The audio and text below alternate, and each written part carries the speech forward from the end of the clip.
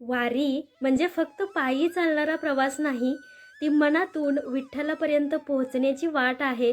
प्रत्येक पाऊल कसं विठ्ठल विठ्ठल म्हणत पुढे सरकतं आणि प्रत्येक श्वास भक्तीने भरून जातो.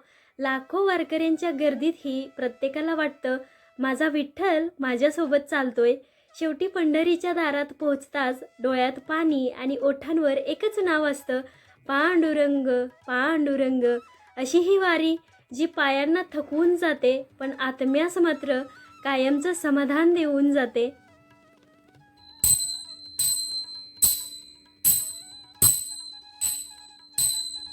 तर आज आहे आषाढी एकादशी आणि आपल्या सोसायटीमध्ये ना आषाढी एकादशी निमित्त मोठा सोहळा असतो, दिंडी निघते आणि वारीचं सेलिब्रेशन केलं जातं. त्यासाठीच मी तयार झालेली आहे. विश्वालाही तयार केलं, आता तुम्ही बघितलंच असेल. आणि आता लगेचच आपण त्या सोहळ्यामध्ये सामील होण्यासाठी जाणार आहे. माझा पारंपरिक लुक कसा दिसतोय हे मला कमेंट करून एकदा नक्की सांगा. विश्वाला असा तयार केलाय, मस्त धोती टोपी वगैरे. आता तो पूर्ण कार्यक्रम संपवून घरी यायला खूप उशीर होईल म्हणून फराळ वगैरे आधीच बनवून ठेवलं. इकडे हा भगरीचा भात बनवलाय. याला आमच्याकडे तर भगरच म्हणतात, तुमच्याकडे काय जर वेगळं म्हणत असतील तर कमेंट करून सांगा मला. आणि ही बघा, ही आहे बटाट्याची आमटी. ही खास फराळीसाठी बनवली जाते आमच्याकडे, मस्त हिरवी मिरची वगैरे घालून.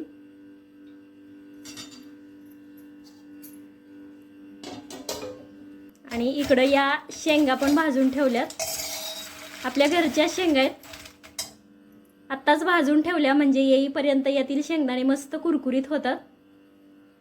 आणि ही बघा, आषाढी एकादशी निमित्त आपल्या दारासमोर काढलेली छोटीशी रांगोळी.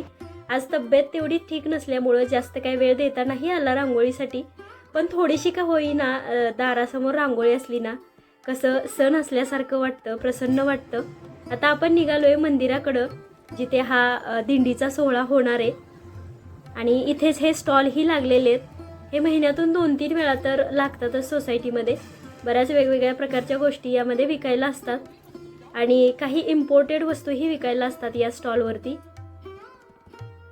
या आमच्या जोशी काकू बघा कशा मस्त पारंपरिक तयार झालेले आहेत आणि किती सुंदर दिसत आहेत.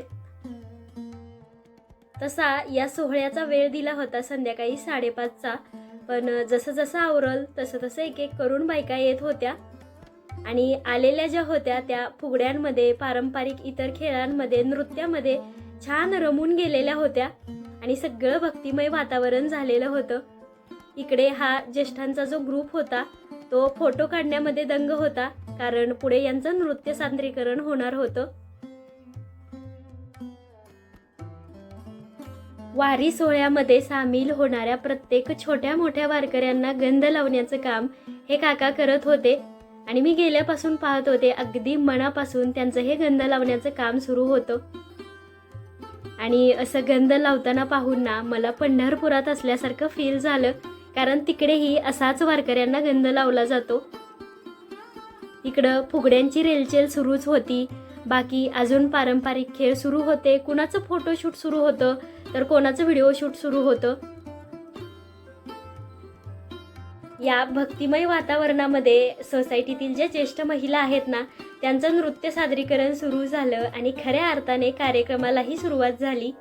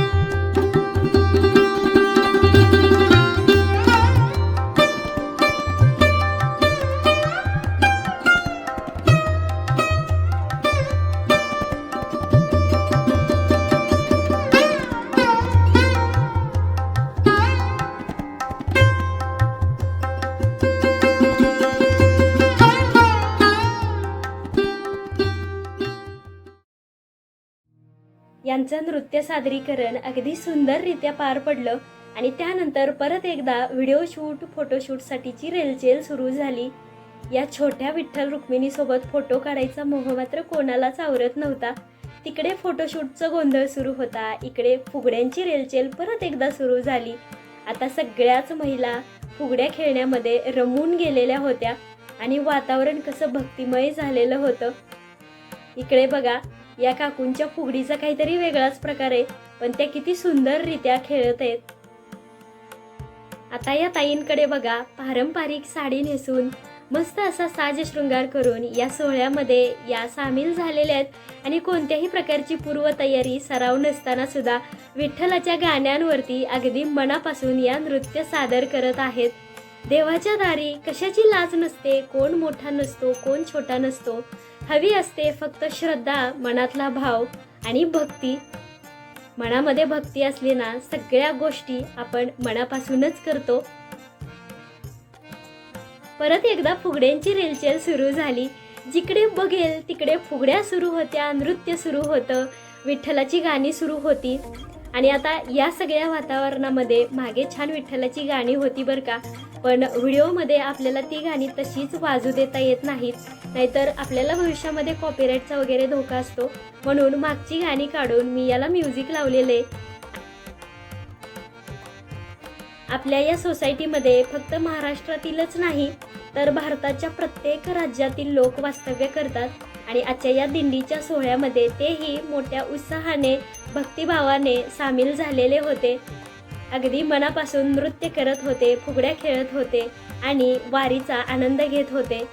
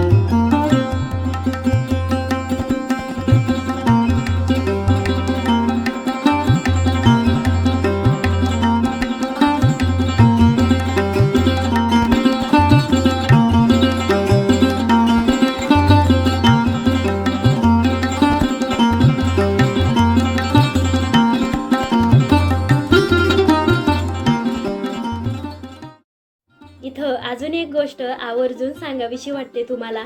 मगाशी जे ज्येष्ठ महिलांचं नृत्य सादरीकरण पाहिलं ना, त्यांची वय जर बघायला गेलो तर कोणाचं 50, 55, कोण 60च्या घरातले, तरी पण त्यांची ऊर्जा, त्यांचा तो उत्साह तुम्ही बघितलात ना, काय पुढच्या लेवलचं आहे. आणि याच कार्यक्रमात म्हणू नका बरं का, अगदी प्रत्येक कार्यक्रमामध्ये सगळ्यात पुढे या ज्येष्ठ महिलांचा ग्रुपच असतो आणि एवढं भारी नृत्य सादरीकरण करतात किंवा कोणता ॲक्ट असेल तो करतात. त्यांच्यासारखं भारी अगदी तरुणांनाही जमणार नाही आणि त्यांच्याकडून आम्हाला खरंच खूप काही शिकायलाही मिळतं. तर सगळा कार्यक्रम झाल्यानंतर इथं आरती सुरू झाली होती आणि मग आरती झाल्यावरती दिंडी निघणार होती. आरती झाल्यानंतर विठ्ठल नामाच्या जयघोषामध्ये पालखीची मिरवणूक निघाली आणि सगळं वातावरण कसं विठ्ठलमय होऊन गेलं. जरी पायी चालत पंढरपूरकडे जाता येत नसलं ना, तरी दरवर्षी सोसायटीमध्ये होणाऱ्या या दिंडी सोहळ्यामध्ये, या वारीच्या सोहळ्यामध्ये आम्ही सगळेजण मोठ्या आनंदाने, उत्साहाने सहभागी होतो आणि पंढरपूरला पायी चालत गेल्याचा एक अनुभव आम्हाला इथे सोसायटीमध्येच अनुभवायला मिळतो.